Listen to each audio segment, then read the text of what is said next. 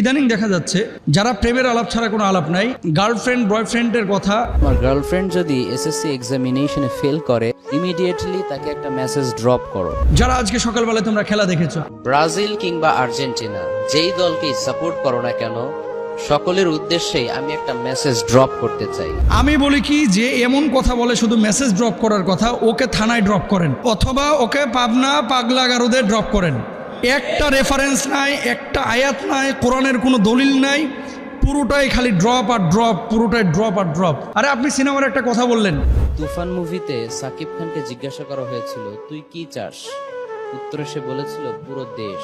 এই যে এই ধরনের অনেক বিষয়গুলো তারা বিভিন্নভাবে বিভিন্ন উপায়ে দর্শকদের সামনে, মানুষের সামনে, জাতির সামনে পেশ করছে। আমি এই ছেলেটাকে যেই মেসেজ ড্রপ বলেন, আপনিও চিনেন আমরাও চিনি, একে আলেমই মনে করি না। আর যখন আপনি ধর্মীয় লেবাস পরে আবেদ আলীর মতো, যখন আপনি টুপি পরে পাঞ্জাবি পরে দাড়ি রেখে